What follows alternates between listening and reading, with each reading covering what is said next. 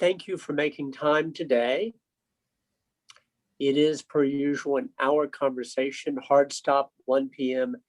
Eastern. My name is Jeff Gedman with American Purpose. I got so many kind and interested notes along the lines of, oh yes, Mike Green, eager to hear him on Japan, China, on China through a lens of Japan and related. I'm looking forward to this. Adam Garfinkle, my colleague, friend, editorial board member, and frequent contributor to American Purpose, has kindly agreed to manage and moderate the conversation with Mike.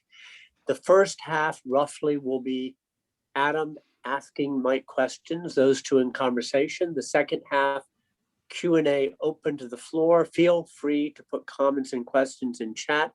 Mike, welcome, and Adam, welcome, and over to you. Okay. Mike, it's great to see you, kind of, even though we're not in person. It's been a while since I've seen anybody pretty much except my own family in person, but it's good to see your face. I maybe am not the best person to moderate a discussion about Japan and Japan's views of China and so forth. I'm not an expert in the area. I don't speak any of the regional languages. And I have even another reason why I think it's worthwhile to doubt my own competence here. And that is I spent a year recently in Asia and talked to a lot of Chinese and a lot of Japanese and a lot of other people. And it's when you do that, you actually learn how much you really don't know. So my estimation of how much I know about this subject is even lower now than it was 2 years ago. But I did read Mike's book. I read every page of it. And it is a one-of-a-kind book, not by Providence alone. And I recommend it to anybody who needs an adequate and a deep historical grounding in U.S. policy toward Asia. And all of it is really quite relevant, it seems to me, to this very subject, how the Japanese see China, what the United States and American officials and intellectuals might learn about the subject from paying more attention to how the Japanese see China. And so my first question is a broad kind of a softball, Mike.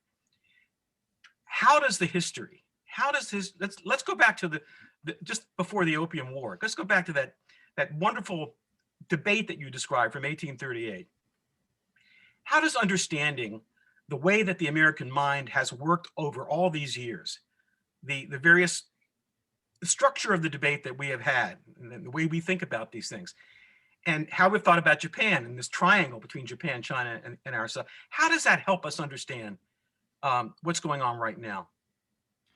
Well, thanks, Adam. Good to see you. Glad you found a use for the book. The first review I got was my then 10-year-old son when a box came from Columbia University Press and I was in Korea, and he said, "Hey, Dad, your book came." I said, "What'd you think?" He goes, "It's bigger than my head." And then the last review I got was last Wednesday night. A group of senators, 5 US senators, invited me to a dinner, and they were in a restaurant and I was on an iPad. And one of them said, "Hey, Mike, we're definitely using your book." And I said, "Great, how?" And they said, "To hold up the iPad you're on right now." So I'm glad you actually read it. It is a long book, but I do think I wrote it after 5 years on the NSC, including a time when I had the pen on our internal, as yet unclassified Asia strategies. I'd done work like that in the Defense Department in the 90s. And so I was really interested in how we got here.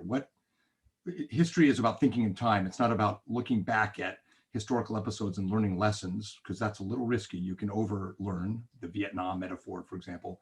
To me, the use of history for strategic thinking is understanding the unfolding of events, contingency, but also understanding how we got here, our own statecraft. And there's a long history of American statecraft. There's also a long history of American screw-ups, but there's a long history of American purpose, if you will, in the Pacific, and debates. So we're in a moment right now where we are very closely aligned with Japan. We are advancing the Quad. The White House announced there will be the first summit of the Quad leaders, Japan, US, Australia. That's a big deal. The Quad, it's an old idea in American strategic thought. Commodore Perry came back in the 1850s from opening Japan, gave speeches before the Civil War saying someday the US, Britain, and Japan will safeguard the Pacific. Alfred Thayer Mahan, the famous turn of the century strategic thinker, argued the same thing, that there would be a quad. He included Germany in 1895 or 6, which, obviously didn't make sense 15 years later. But this is an old idea, and it makes perfect sense given the geography of the region, the first island chain, the logic of maritime powers cooperating together. So my sense is right now the US and Japan are both settling on some traditions of our statecraft in Asia that we have in common, because Japan has its own history of debating whether it's a maritime power that would align with Britain and America and uphold commerce and rules, which was an idea. It was a real thing in the 1860s and 70s and 80s in Japan. Or whether Japan would be a continental power, would dominate China and Korea so that it could compete with the West. And of course, that view prevailed. So we and the Japanese, and I would argue the Australians now, and in their own way, the Indians, we are in a kind of maritime strategic mood in our, biorhythms, our strategic biorhythms. It's in our DNA. It's now bringing us together. And it's in the history. There's a logic to it from geography and commerce and maritime states' views of the world. Mm-hmm. Let me ask you this. In the book, you make mention of American economic nationalism. It kind of rises and falls like a sine wave from time to time, depending on what's going on in this country. And it seems to me, again, I'm probably wrong about this, but it seems to me that over time, the economic piece has tended to get large when there are domestic economic problems in the United States, when we have inflation, when we have uncertainties, when we have Minsky moments. And right now, because of the pandemic, there's a lot of concern about the economy. And the politics of where we are right now, the Democratic politics and Republican politics have turned a little sour on anything that might smack of a trading relationship, which is asymmetrical. It might help others. Now, here we're in a situation where everybody realizes now that the kind of trading relationships we've had with China over the past X number of years have been deleterious in many ways to the United States, not to the bankers necessarily, but to most people in this country. But at the same time, as the Trump administration was negotiating a kind of a mini first step trade deal with the Chinese, he was lobbing economic nationalist bombs against Japan, which struck me as kind of not very tactically wise. But what I'm trying to get at here is that this domestic economic neuralgia we have about trade seems to affect our attitude both toward China and toward Japan, or it might, or it could, given the politics. How does that balance out?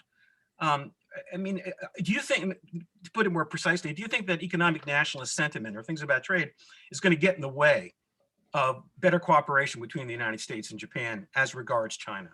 Is that going to get in the way somehow? Yeah, it's in the way already because of our withdrawal from the Trans-Pacific Partnership at the beginning of the Trump administration, TPP. And there was a plan, and it was not a bad plan.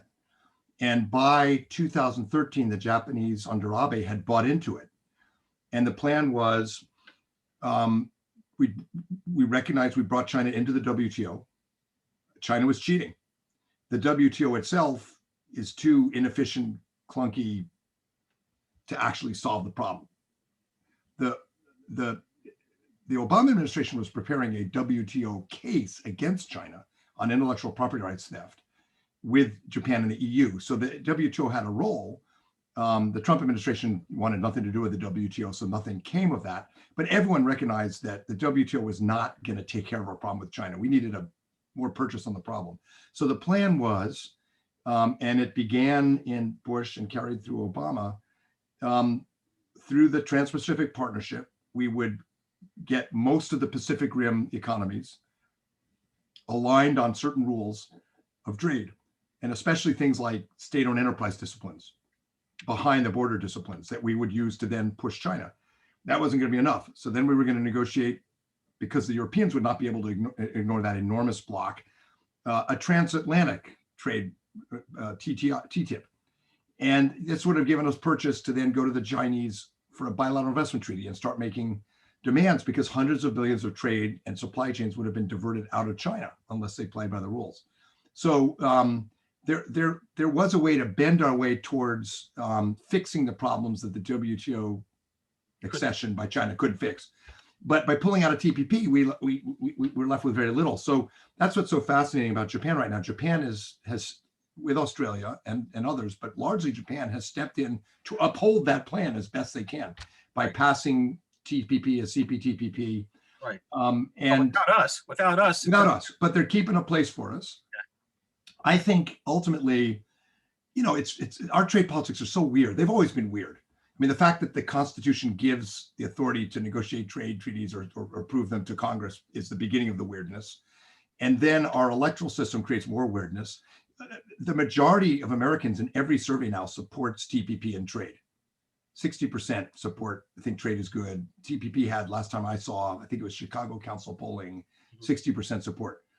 But the opposition to that is concentrated in Ohio, Michigan, but places that matter for electoral politics. And then Republicans are still, members of Congress, especially senators, are still backed by chambers of commerce and business and agriculture. But as you've seen in the Pew polling, rank and file Republicans don't like trade now. The Democrats are the opposite. The Democrats, the leadership are backed by trade unions, but rank and file Democrats are younger, more urban, suburban. They're cool with trade. So that we're in a really weird moment of transition. Right. I don't think, looking at Catherine Tai, the new U.S. trade rep for Biden, I don't think Biden is going to have the bandwidth to prioritize coming back to TPP. The action is going to be a digital trade agreement or something that's hitting right on the high-tech issues that are, you know, about not only competition, but democracy and values. And Japan will be at the core of it, by the way. It's going to be a TPP for tech. But unfortunately, that's how we're going to have to deal with this for now. I'm really sorry to hear you say that, because when I tried to think about this, again, I'm thinking about it from less experience and less knowledge than you. It seemed to me that, you know, given what the Chinese announced in November, I forget even the name of it right now, but it's a moment when the Chinese activities in Southeast Asia and even beyond are neuralgic. People are feeling like they're being pushed around a little bit. So from a political point of view and a making the rules of the road in trade point of view, it makes a lot of sense for the United States to reintroduce itself to the TTP as soon as possible, it seems to me. Yeah. Then I keep reading analyses that would say that we're not going to do that, and that Catherine Tai was picked because she's a lawyer, and she'll be able to, you know, bring the hammer down on trade disputes and kind of like go, you know, bump chest, as it were, with people who are cheating. And I just think that's a terrible, terrible waste of an opportunity. And I think it's misthought strategically to do that. Yeah, it is where we are in our politics. I bet you anything that if we had Joe Biden with us right now, and it were off the record, he would say, of course we have to do TPP, but I just can't use my political capital on it. I got to do COVID. I got to get the stimulus. So we're going to compete with China and make rules in other ways. And it'll be digital trade, infrastructure. You know, I never say never. Yeah. Look, I worked for McCain's campaign as the Asia surrogate, and I had this great debate with my friend Frank Januzzi. You know, of course, Asia policy lost McCain, Florida. Just kidding. Nobody cares about Asia policy and domestic politics.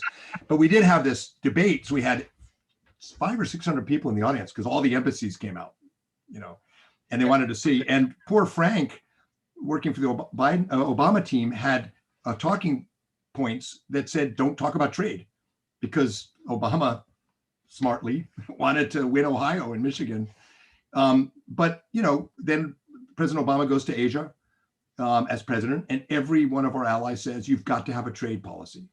And he comes around to TPP. So, you know, Biden will get an earful from our Asian partners and from business and from farmers. So maybe we'll get there, but I don't see it yet. Yeah, when I sort of made a prediction about what the Biden administration would do to my friends in Singapore, I told them that I thought it was likely, but not in the first 2 years, maybe right. The second 2 years, it might come around because of the politics, as you say. But then everything really depends. I mean, it seems to me, tell me if I think I'm wrong. Asia policy toward Europe, foreign policy in general right now, it seems to me, is subsidiary to the key goal of the Biden administration, which is to not surrender power to the Republicans in 2022 and then 2024, because right now the Republican Party is not a responsible Democratic Party. It's an anti-democratic party. And the very existential nature of our constitutional order is at stake if these guys win a big election. So everything has to be subordinate to that. So just like in the Trump period, when foreign policy was instrumentalized for partisan domestic political purposes, for different reasons, a Biden administration has got to do largely the same thing. So all of these things we're talking about are kind of epiphenomenal from the central business here, which is staying in power, not letting the Republicans get back into the Oval Office. So Staying in power in Washington, D.C. and staying in power in Asia, both.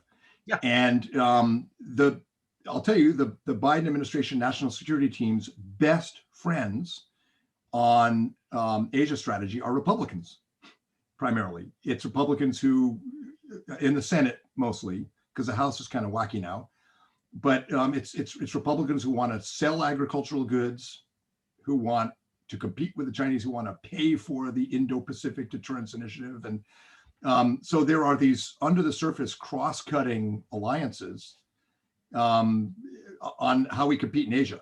But you're right, at the end of the day, you got to stay in power in Washington, and that will color a lot of this. And that's why, even though I bet you, all things being equal, everyone in the Biden cabinet thinks we should be in TPP, they can't muster the political capital right now. Not quite yet. But I am confident we'll get there. The theme of my book is I start in 1783.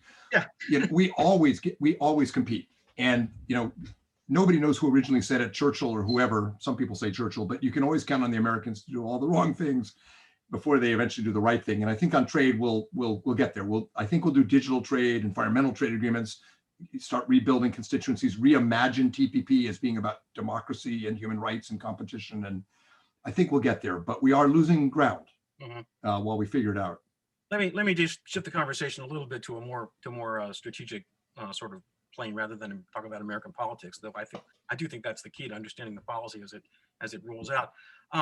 Let's talk about our friend Yusuke Arai.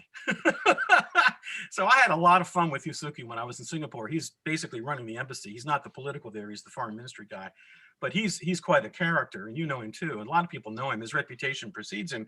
He's kind of a hawk on these things, more so than a lot of other Japanese officials that I've run into over the years. What's the state of debate within Japan about China? It's not monolithic. They try to create consensus. They don't talk out of school a lot of the time, except Yusuke when he's had some sake.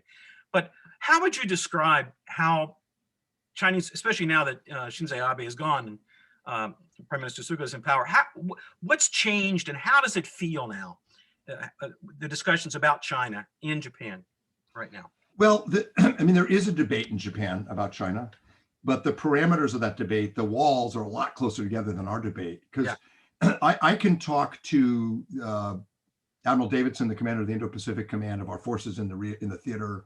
I can talk to people in the Pentagon or members of Congress, and then be invited to brief the Semiconductor Industry Association or Silicon Valley executive. And the overlap on national security is more than it used to be, but it's 20-30% overlap. I mean, it's two different planets still. And then let alone, as you said, finance in New York, just very different views. In Japan, as you may have discovered, you can go from the foreign ministry to a tech company to farmers, and there's 75-80% overlap on the China debate. They're debating in some ways tactics, not strategy. Part of it is that Japan has been competing with China since the goddess Amaterasu dipped her spear in the Pacific Ocean, and the drops created the islands of Japan.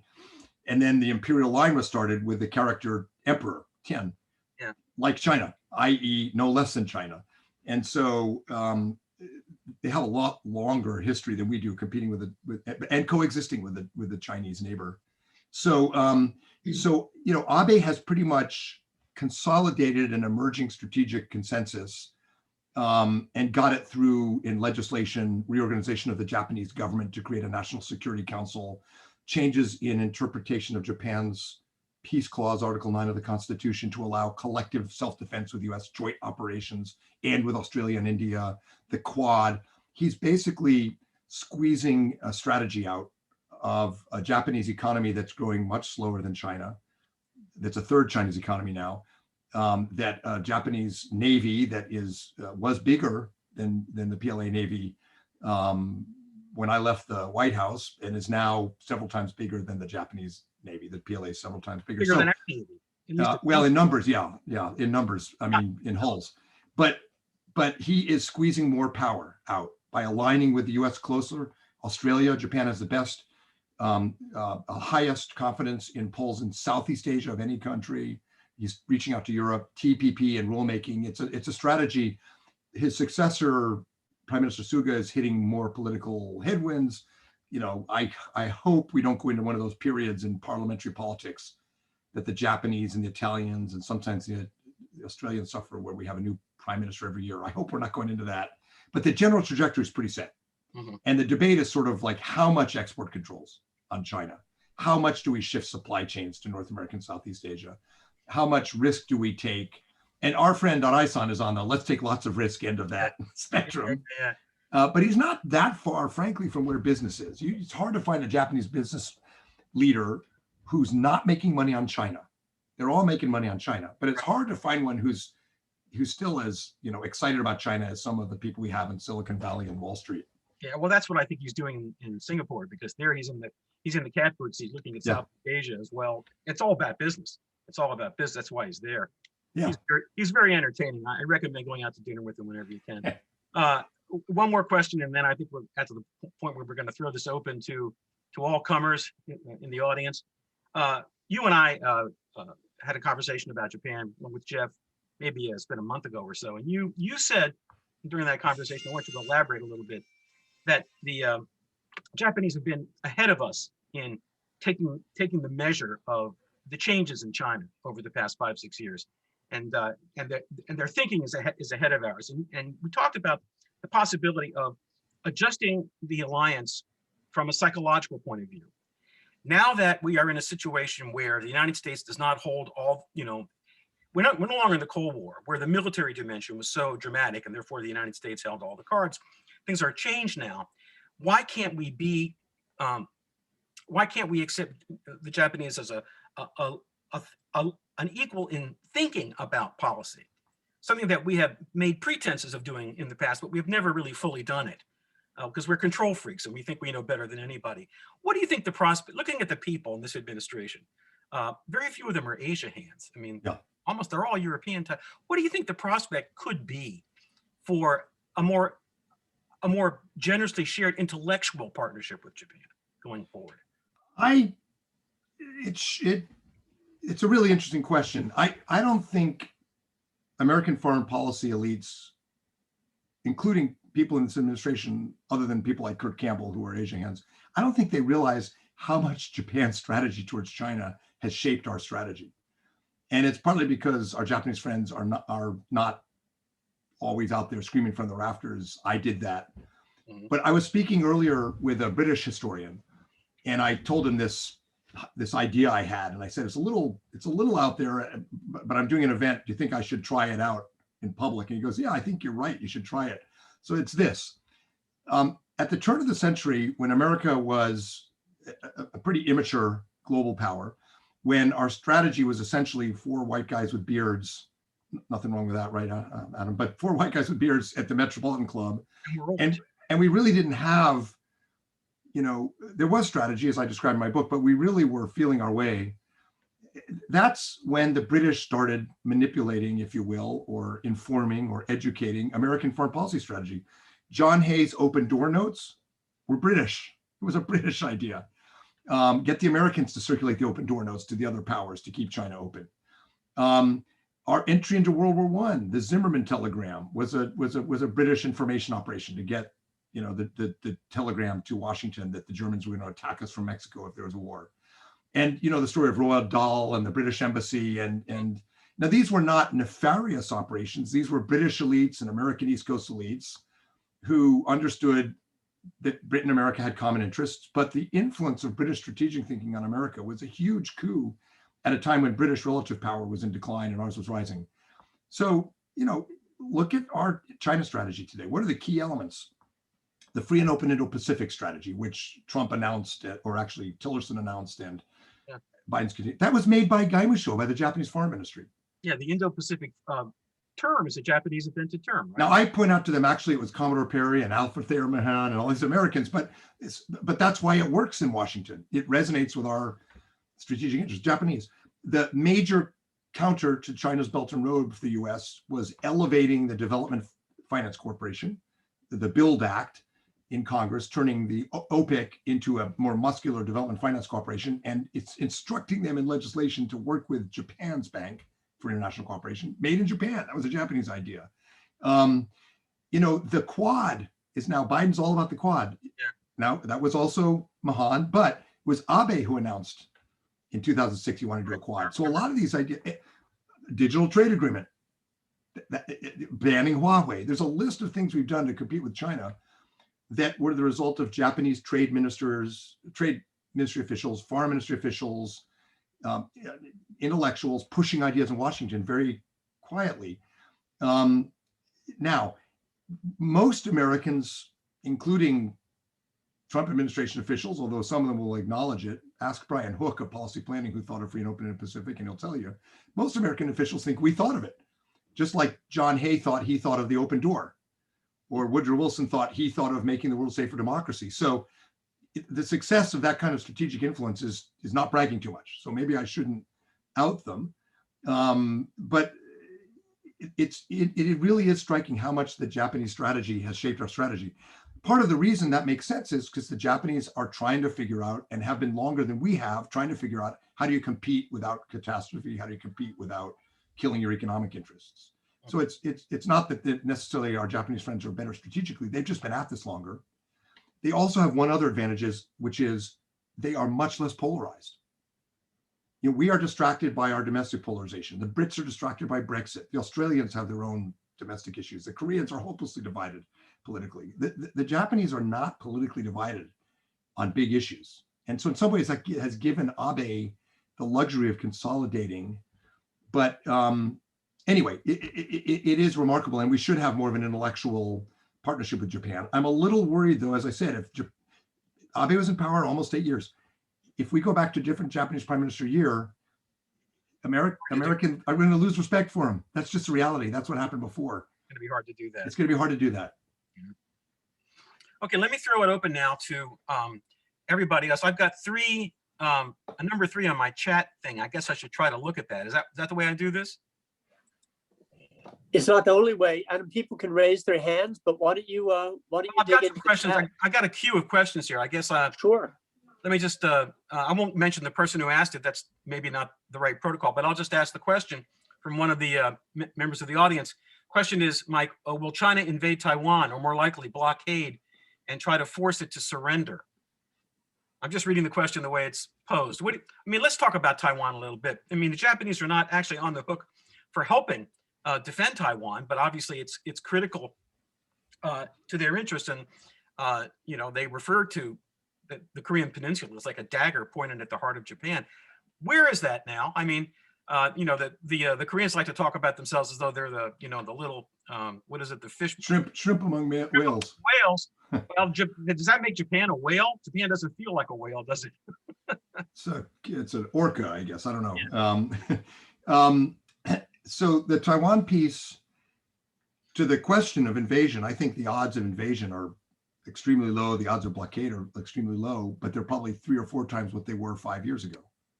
Yeah. We should be concerned. And if you read what Xi Jinping is saying, or if you read, open source, Chinese strategic documents, you have this weird mindset, which is not safe, which is dangerous, which is, on the one hand, China's confident because of COVID, because of American political divisions, because of divisions among the West, transatlantic divisions between Japan and Korea. China's confident it can become the dominant power in Asia without a war, by just easing us out, cutting off all of our points of influence and access, isolating Japan.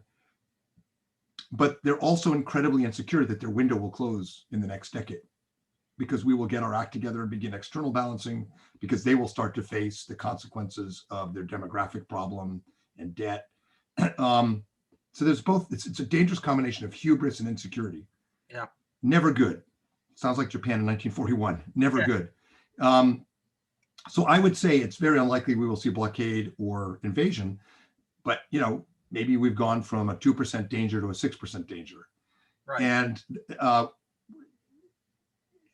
also think that if CSIS surveyed elites and the public about China, it's on our website, the CSIS China survey, but the American elites, and we did a 500 labor, industry, academic, national security, technology, religious leaders, amazingly high appetite for risk to defend Japan and Taiwan. I think people get it, what it would mean for the free world. And I think people look at Taiwan now and see pretty much a model citizen, did extremely well on COVID, getting bullied. And we look at Hong Kong and see what's at stake. So do the Japanese, by the way. There's one Hong Kong activist, very young woman who speaks fluent Japanese, and she has a huge following in Japan, the Angel of Hong Kong, talking about how she's willing to die for democracy. And for Japanese who see in Hong Kong a middle class like themselves, huge impact. Korea too. So the Japanese have always felt an affinity for Taiwan, and my sense is there's more and more of a sense that they have something big at stake. They don't have an obligation to defend Taiwan. We have the Taiwan Relations Act, but the new defense guidelines, the new changes in the interpretation of the Constitution mean that Japan will be able to do more to secure sea lanes, secure the flank, missile defense, so that it's harder for China to think about military options. Not to go in and defend Taiwan directly if that has to happen, but to defend the flanks so that we can do it. And that's a big risk for Japan. That they're taking on, and the Chinese see it, and that helps deter, I think. Okay, I've got another.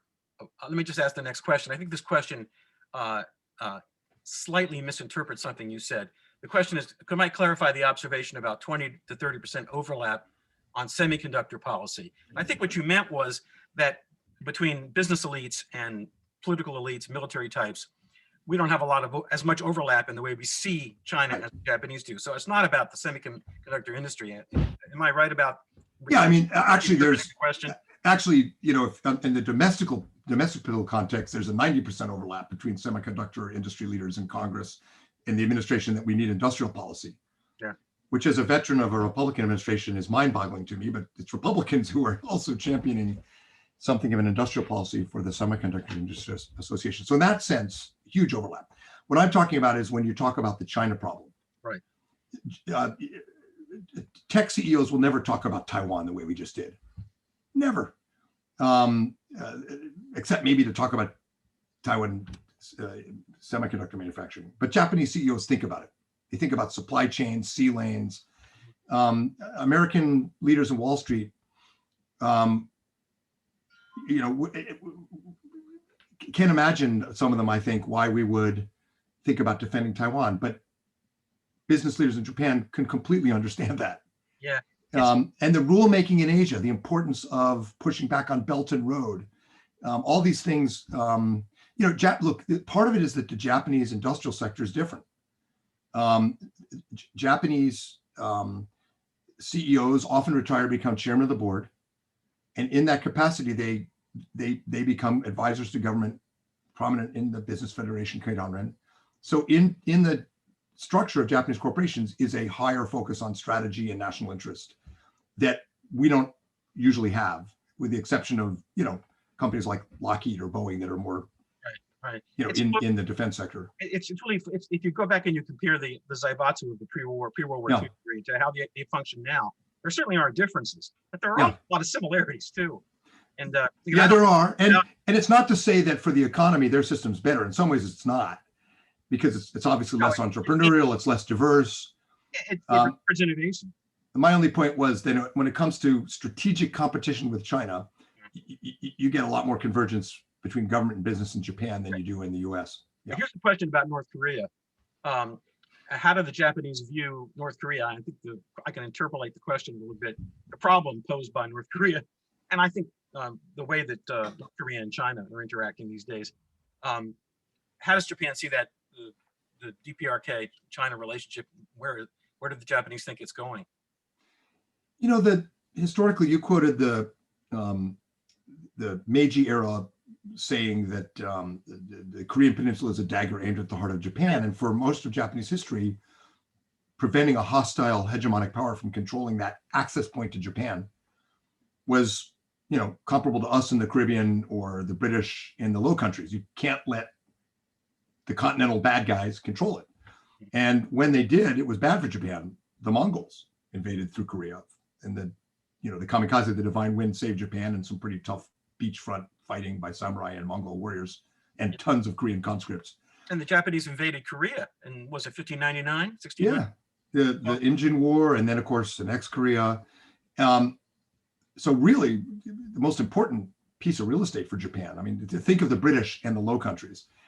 And when North Korea was developing nuclear weapons, the Japanese government was very, very clear-eyed and level-headed with the Bush and Obama administrations.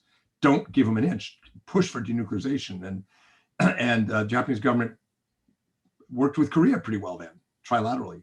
Mm-hmm. So it makes it all the more bizarre that right now the Japanese and Koreans just can't seem to get their act together, can't seem to work together on the North Korea problem, and it's in part because I think of this free and open Indo-Pacific strategy. It's this maritime strategic approach. It's got a lot of merit, but Mahan didn't know what to do with the Korean Peninsula. Kennan, George F. Kennan, who is a huge Mahanian and loved Theodore Roosevelt, he thought we should get out of Korea, even during the Korean War. So if you focus on aligning the maritime powers to protect the oceans, which you need for your commerce and security, Korea doesn't fit well. And I think in part, it's a symptom of this free and open Indo-Pacific mentality, which I generally support, that we don't know quite what to do with Korea, which is both a continental and maritime power. And even on North Korea, the Japanese are fairly quiet on North Korea right now. And they're focused on the China problem, as are we. Yeah. Now, part of that is this Mahanian maritime frame.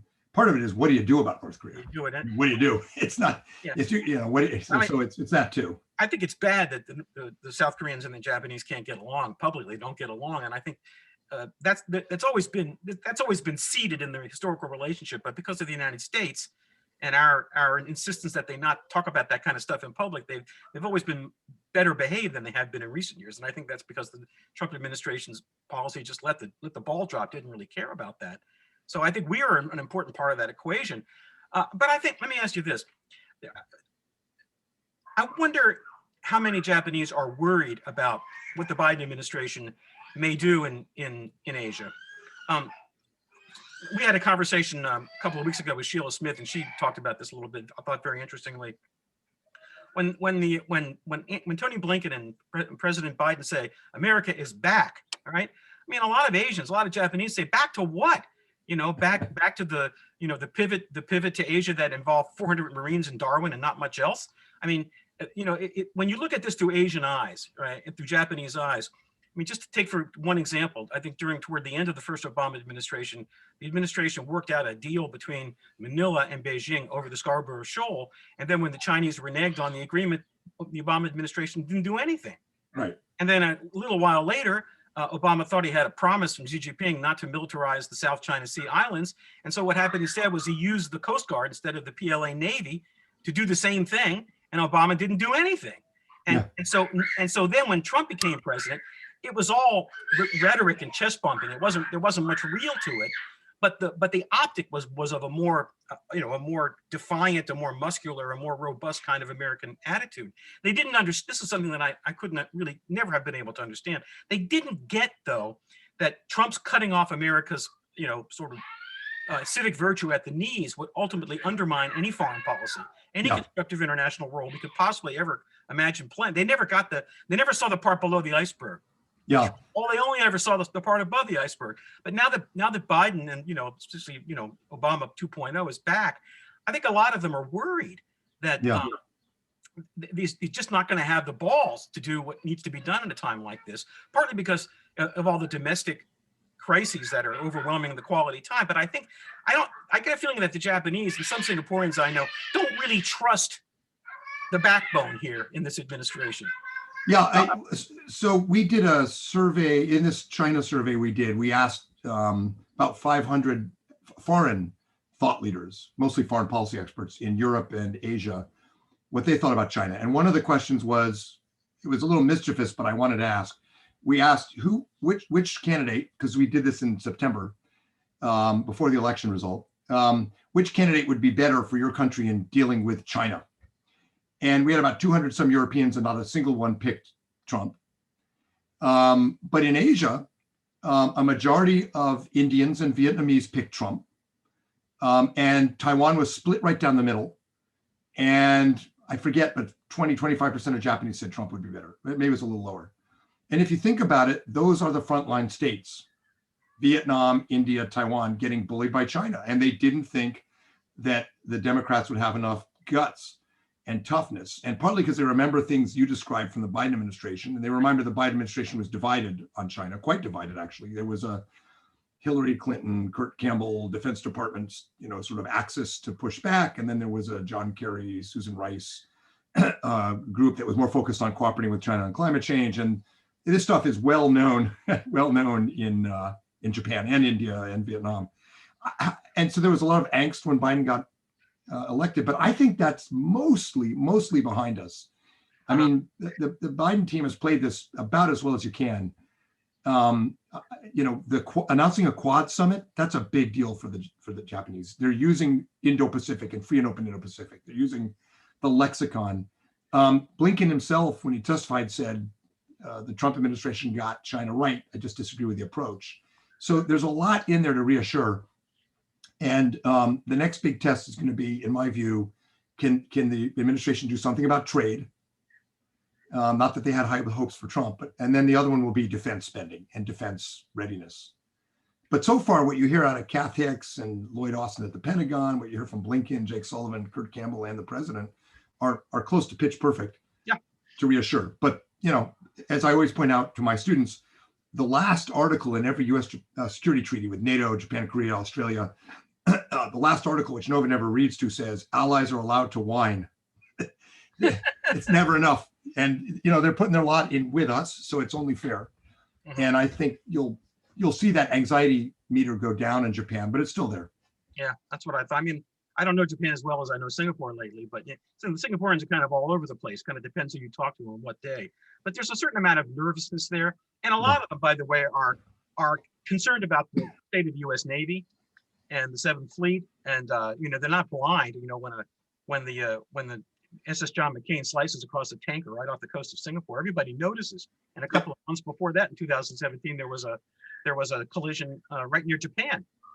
So this is a problem that everybody, all the allies in the region are kind of worried that the Seventh Fleet, the Navy, may not be able to fight up to the level that it needs to if there is a military crisis or an accident that turns into a military crisis. So that's a background factor. I think, look, the Biden announcement on the Quad is a big deal. I think more will come out of that. That helps to reset things a little bit in the region. The Biden administration is going to participate in the boring multilateralism of Southeast Asia, which you got to do. You got Woody Allen's line, 9/10 of success in Southeast Asia is just showing up. They'll do that. But if they want to really do a mic dropping, we're back, then they will announce a digital trade agreement with intention to move towards CPTPP. And President Biden and whoever becomes OMB will fully endorse the Pacific Deterrence Initiative, saying we're going to spend on recapitalizing the Navy and Air Force and Marines. Yeah, I think that's absolutely necessary. I really do. Otherwise, you'll still hear doubt. Yeah, and then this segues nicely into one of the other questions I have here. I've got a couple of questions here. The same basic subject: Japan and the South China Sea problem. Japanese have a very competent Navy. We still have a Navy, I think, that can do a lot as long as it isn't getting shot at. But how do we coordinate with Japan to deal with, it's part of the Quad portfolio, obviously, but just can you describe in, a little bit more granularly, what can we do together to push back on the South China Sea grab, as it were? Yeah, well, I mean, one thing is to recognize that it's a first island chain contest and increasingly second island chain. So South China Sea, Philippines is connected to Taiwan, is connected to Japan. The second island chain is Guam. Both of them connect to Australia. In World War II, Admiral Yamamoto's strategy was to cut off Australia. The Guadalcanal fights, all of that was about not letting Australia get cut off. So it's one integrated island chain. Right. And that's how the PLA looks at it, for sure. So we need to be able to operate with Japan and Australia, on that whole island chain. Obviously, Japan's maritime self-defense forces will be more concentrated to the north, the Royal Australian Navy more to the south. So we need to integrate our ability to operate in gray zone circumstances where the Chinese are, building islands, fortifying them, flying bombers, cutting off ships, not fighting, and in a credible way, should there be fighting, which means undersea warfare, missile defense. We do more with Japan and more realistic training, especially the navies. The navies have always had a long tradition together. The Japanese Navy was built after the war by Admiral Arleigh Burke, who then went off to found CSIS. So our DNA is intertwined. We have the same father. But here's the missing ingredient. When you're serious about, especially the high-end warfighting piece of this, but the gray zone too, you need basically a joint and combined command. You need what we have with Korea because as they say, we need to be ready to fight tonight. You need what we had, maybe still have, with NATO. And our command relationship with Japan is imprecise. Yeah, I can tell you 3 4-starred American admirals or generals who think their counterpart is General Yamashita, the head of the Japanese overall staff, Joint Staff Office Chairman. A number of us have been calling for some time for clearer command and control relationships. And when you do that, you know who to call in a crisis, you know who's in charge.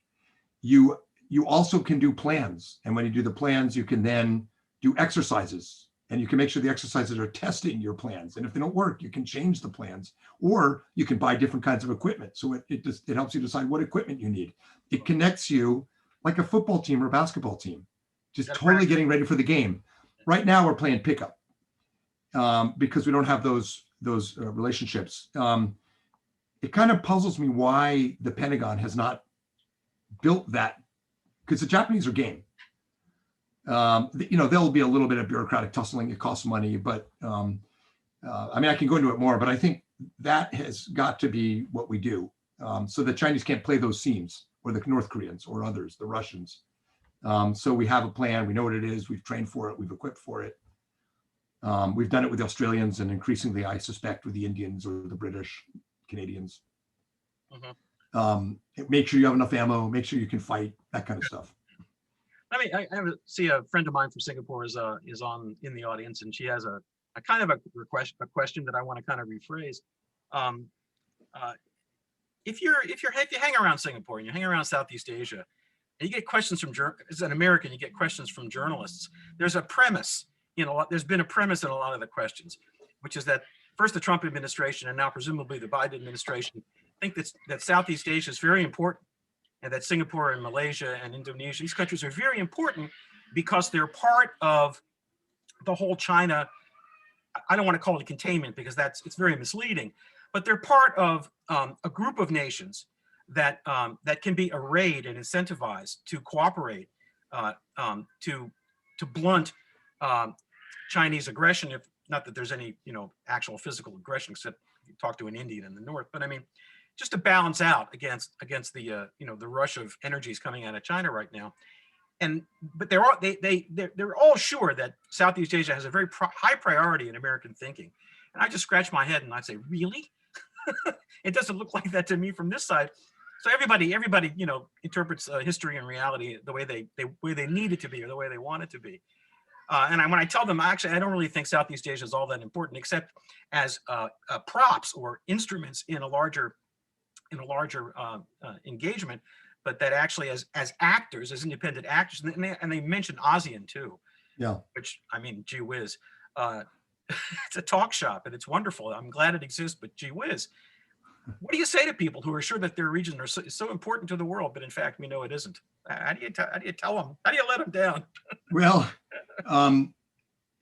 look, U.S. strategy towards Southeast Asia has always been derivative of bigger problems. Sure. We got into Vietnam because we were worried about Europe. Makes no sense, but we were worried about Soviet and communist expansion. We had to stop them.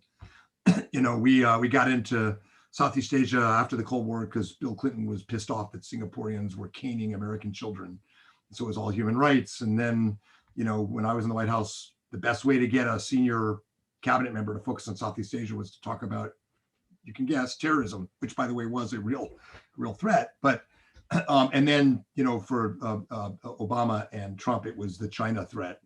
So the one thing our Southeast Asia friends really have to appreciate is you want to engage with the US, the doorway has to have a sign saying it will solve your bigger problem. And then when you're in the doorway, you talk about how to do it right. And the way to do it right is not to then say to Southeast Asians, as the Trump administration, Secretary Pompeo sometimes did too much, don't choose China. Yeah. Go China bad, America good. Don't make it binary. No, that's right. The Southeast ASEAN can't do it. That's what John Foster Dulles did, and we got Bandung. It's like you can't do it. We win in Southeast Asia, or we do well when we're on the side of national self-strengthening and resilience. Mm-hmm. And so you get people in the door by talking about the China problem, and then you say, now that you're in the door, the solution set is to help Southeast Asia be more resilient against Chinese pressure. How do you do that? Yeah. Help them with COVID, give them alternatives to infrastructure, give them capacity building for their maritime domain awareness, right. Finance infrastructure. Who's doing all this and has been doing it for years? Japan. Right. And so you do it with Japan. 95% favorability ratings in Southeast Asia in some surveys. Amazing, the country that invaded them, in World War II. But if we help Southeast Asians succeed on the big issues confronting them, make them more resilient, have more capacity, have alternatives to China's Belt and Road, we'll do well. And here the administration, I think, is on the right track, and they're doing it in a smart way. They're leveraging Japanese money and US business. But again, it's back to what we were talking about before. The missing piece is trade and economic rulemaking. America's relative share of foreign direct investment in Southeast Asia is slipping, and our businesses are a big part of our strategy. So how do we make it easier? I was talking to a big multinational CEO or group of officials recently who are very worried because the Europeans are negotiating trade agreements in that part of the world and getting favorable terms and stuff. So we have to get our businesses in as well. Anyway, but you probably heard a million times about ASEAN centrality and the importance of everything going through ASEAN. Oh yeah, it's hilarious. Well, we should keep pretending. Yeah, it's retail diplomacy. That's right. We used ASEAN centrality against China for a while there, saying, China, you need to talk to all of ASEAN. You need to make all of ASEAN comfortable. You can't pick them off one at a time. We need to get back to that. It's a good line, but to quote Bismarck, how many divisions does ASEAN have? Yeah. I have two other little tiny questions I want to ask you because we're running out of time. I see we only have a couple of minutes. Do you follow the Japanese, the anime and the graphic novels? It's a bit because of my kids, yeah. And because every year at Georgetown I'll have some freshman come in and introduce himself to me in fluent Japanese that he learned so that he could watch Japanese anime. Okay, so it's incredible soft power. Okay, so here's the question. So we have the wolf warrior phenomenon in China. Okay, all these trashy movies, but there's a brainwave in there which is not healthy. It's a nationalist, dark kind of wave. In Japan, from time to time, people have studied these graphic novels and just sort of the trends in them, just to see kind of like what the undercurrent of the soul in Japan is feeling like these days. What do you if you've been up on this stuff? Where's the sine wave now? What do you detect now over the past couple of years in this very unusual form, a very symptomatic form of literature? I mean, the Japanese manga and anime are a window into the Japanese soul and the human soul. And I learned about the Ministry of Finance in Japan by reading a manga called Zamofu, the Ministry of Finance, which had footnotes in the comic book pages with statutes and laws and exchange rate formulas. It's everything from that to bizarre, pornographic, violent, justification of Japan's invasion of Korea. It's all over the map. I'm not sure the trends are any better or worse. It's all in there. Uh-huh. I would say this though, the Japanese soft power, especially manga and anime, is so much more effective than wolf warrior diplomacy. Except for one important thing. At the end of the day, the Singaporeans know China will hit them in the head with a stick, and the Japanese won't. So the Japanese have a lot more goodwill, but at the end of the day, the Chinese wolf warrior diplomacy shows, as Yang Jiechi, as foreign minister, said to the Singaporean foreign minister, George Yeo, at one point, yelling at him in front of the other foreign ministers. Some countries are big countries, wagging his finger at the Singaporean foreign minister. Some countries are small countries. That power, that wolf warrior diplomacy thing's been there in Chinese diplomacy for a while now. It's why people want more of Japan. It's why countries in Southeast Asia want more of the US. At the end of the day, we have to be realistic, though. How many divisions does an anime have? I mean, the Chinese have the stick. So we need to counter that. Soft power is good for Japan, but I'll be the first to tell you, not enough. Until somebody starts shooting at you, suddenly soft power doesn't seem so important anymore. Yeah. Well, we have 1 minute. I think that's not even enough time to open another question. So let me turn the program back over to Jeff to say whatever it is one says as one leaves a program. Well, let me take a stab, Adam. Mike, thank you. And Adam, thank you very much. These days one can easily get the feeling, I often get the feeling, that we're losing the kind of infrastructure in the United States, if I may put it that way, for nuanced conversations about complex issues. And this, Mike, thanks to you and to you, Adam, was heartening and inspiring. And I learned a lot and appreciate it. And for everybody who spent the hour with us, thanks for spending the time. Mike, Godspeed, stay safe. Adam, we'll speak later today or tomorrow, I'm sure. Thanks, everybody. What a great hour. Terrific. Thank you, Jeff. Congrats on the journal, too. It's terrific. Thank you. Thanks, Mike. Thank you all. Cheers. Bye now.